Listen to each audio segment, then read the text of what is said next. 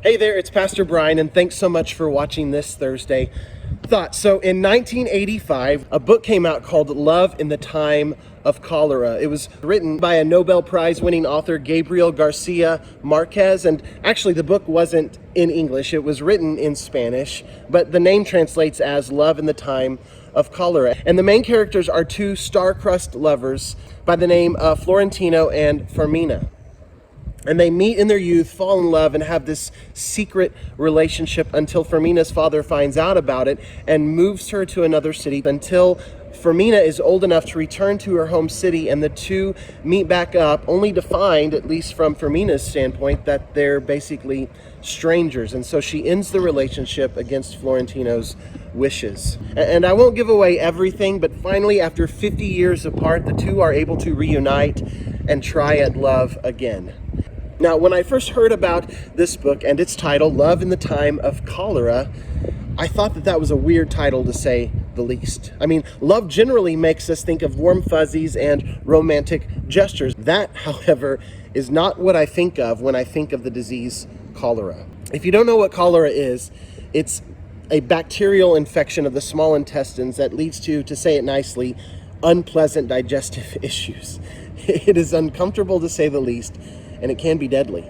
So when I think of love, I don't think of gastrointestinal diseases, and yet that's the association that Marquez gives us.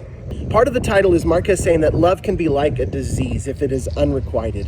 It can make you miserable and sick, like Florentino was lovesick for 50 years.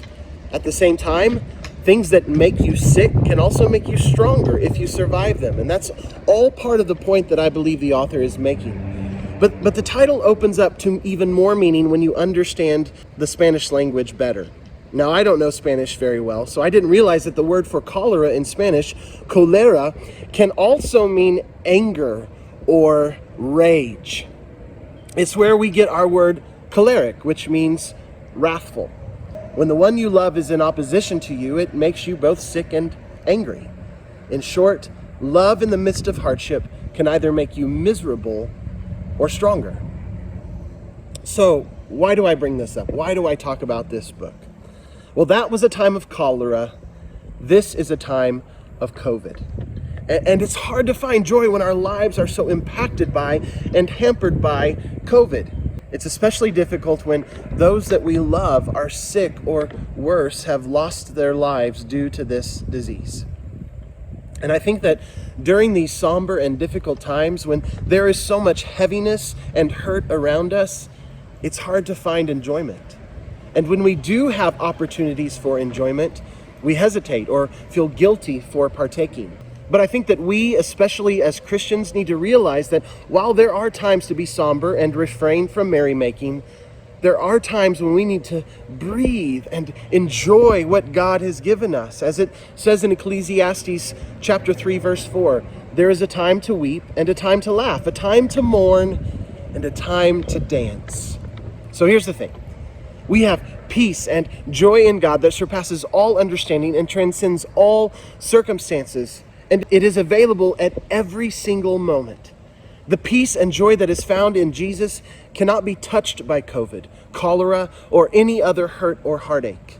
Because of that, I think we need to find reasons for celebration and take advantage of the proper opportunities to enjoy the goodness of God and the lives He's given us, no matter what's going on around us. We have such an opportunity this Sunday.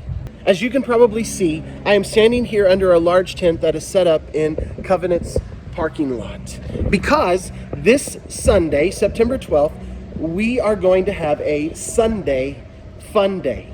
A Sunday Fun Day, starting at 9:45 a.m. We will have a worship service under the tent here. Sorry if I'm making you dizzy. And then as soon as the worship service is over, we are going to have food, which, by the way, Pat Elsie is smoking up meat, making sides. So you're going to enjoy that if you're here.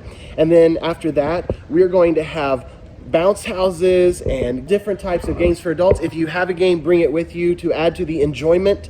we are going to find joy in the time of COVID. We're going to celebrate, we're going to enjoy ourselves, and we're going to praise God for all the good things that He has given to us. And so I invite you to join us. Sunday morning, 9:45 a.m. Plan to spend the morning and the afternoon here just enjoying God's goodness and the fellowship of each other. All right, that's it. Thanks for joining in. I hope you're having a great week, and I hope to see you on Sunday.